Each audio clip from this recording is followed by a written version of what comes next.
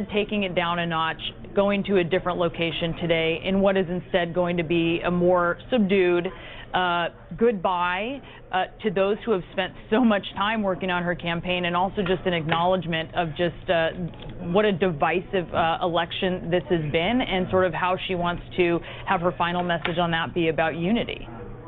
All right, Brianna, we're going to get back to you. Stand by. Gloria, Donald Trump, in his speech, his victory speech last night, which was relatively short, he was very gracious to Hillary Clinton. He was very pleased with the phone call she made, conceding, congratulating him. He congratulated her on her service to the United States over the years. It was a very different tone than what we had heard for months from him about crooked Hillary.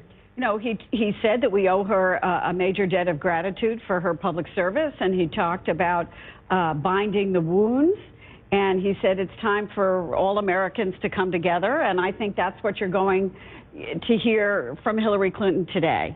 This is an unexpected development in American politics, and I think when we take a step back, we will understand that what Donald Trump did here was extraordinary. What he did was rip the Band-Aid off of American politics. And things that had been simmering, at least to our knowledge in the media, quite frankly, things that had been simmering outside the country and around this country in rural America, people who felt left behind by their own party and by the government, came out and voted in numbers that astonished even the Trump analytics people with whom I was speaking last night. Right. They had no idea. Their internal polls were showing them up 10 points in Wisconsin, and they didn't believe it. They thought something was wrong. So what Donald Trump did was create a new coalition, and his challenge now is to take that more populist coalition that he created and combine it and meld it with a conservative coalition in the House and Senate, and try and come up with some way to govern. That isn't going to be easy, but the Republicans that I've heard from throughout the evening and even this morning were saying, look, we have to do this.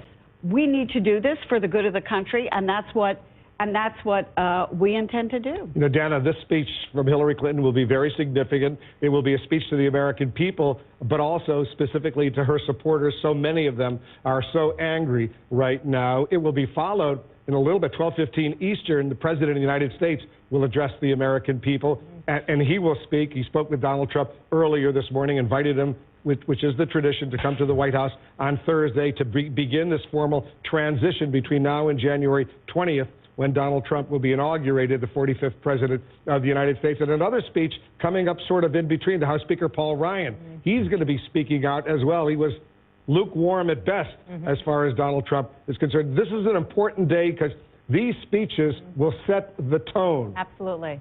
And Donald Trump started it last night, started it by setting the tone in a very gracious, very conciliatory, very, you know, it's time to come together. The whole crooked Hillary lock her up was like a distant memory already, even though the people in his crowd were screaming it just hours before. But he put that aside, as a leader should do and does, when he or she wins or loses. And that was your point about the speech that we're going to hear momentarily from Hillary Clinton. I always have believed that the concession speech is often, in our democracy, with a sort of, you know, civilized, peaceful transition, the concession speech is more important than the victory speech, because it is the signal to the people who don't want the president who was just elected.